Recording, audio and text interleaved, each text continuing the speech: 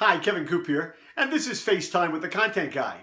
So there's a story in Fast Company that has an amazing statistic about the Apple stores. And that statistic is this. They have an employee retention rate of 81%. I mean, let's face it, amazing? It doesn't even seem to cover it.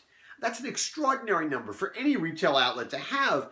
And I'll tell you, you hear a number like that, and it's no wonder companies like Best Buy are struggling, or Radio Shack seems to come from the Stone Age, and there's no reason I can think of that Circuit City would even want to go try and get back into business and reestablish the brand. I mean, it's just, that's an amazing number. And if you believe, as I do, that the people on the front lines are the most important people in any retail endeavor, that is a number that is staggering in terms of the obstacle it creates for anybody who wants to compete with Apple in that particular space. Hey, listen, it's one of the reasons that if you look at a Microsoft store and an Apple store right next to each other, the Microsoft store is usually pretty empty and the Apple store is pretty full. Now listen, I won't pretend to have any objectivity when it comes to Apple. Longtime readers of Morning Newsbeat know that I'm a complete Apple junkie. Now, pretty much everybody in my family has Apple laptops. We all have iPhones. Most of us have iPads and iPods. We even have a couple of Apple TVs knocking around. And, we just love the product. We've completely bought into their ecosystem. So I have no objectivity about Apple. But the number that really, the thing about their employee base that really is interesting to me has less to do with the numbers and more to the way in which the company seems to be absolutely committed to making the store experience better and understanding what they've got to do to make that happen. I'll give you an example. Over the Christmas holidays, we went into an Apple store. It wasn't for a big purchase. We're picking up a few things.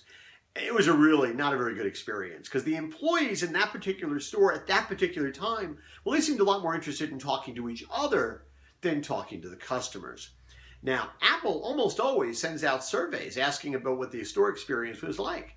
I was happy to fill out this survey, and they explained exactly what had happened. And it didn't take long for the store manager of that particular store to call me back and to ask me questions and to really try and drill down in the experience and find out what happened so we could correct it. And ended up we had a really interesting conversation about customer service. And then towards the end of the conversation, when he found out, because I told him what I did for a living, well, he asked me a lot of questions about other retailers I'd seen, who I liked, who I didn't like, because he was trying to get a sense of benchmarking and who they should be measuring themselves against. And that's extraordinary for a company like Apple to have that approach and to kind of build that into the way they think about management. And not every company is like that. I mean, think, for example, Michael Solo had a column a couple of years ago about the experience of buying a car. And after they bought the car, they said, well, we'd love you to fill out the survey, but only give us 10s, because if you give us 9 or below on any subject, well, they look at it as a failure. And I had the same experience recently with a car. And what that means is they're not really interested in knowing what you think, and they're not really interested in knowing about the experience. They're just trying to put their fingers on the scales. And I was talking to somebody the other day I know who has a new boss, and the new boss was going around to the different departments, and they were to meet with them to find out what was going on in the business. And one of the questions the new boss was asking was, what complaints do you have about this organization? But what was interesting is afterwards, people heard that he couldn't believe that people were complaining. He basically thought they were all whining. Well, if you don't ask the question, if you don't want the answer, it just simply doesn't make any sense.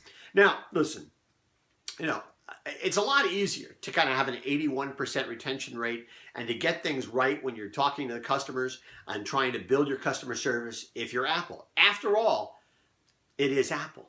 But the thing is, this is incredibly important if you want to operate a retail business. And frankly, it's really important if you want to operate any business. You've got to be able to connect with customers, get an accurate reading of what's going on, and understand that you are only as good as your store employees are invested in the business and the experience. Anyway, that's what's on my mind this Thursday morning. And as always, I want to hear what's on your mind.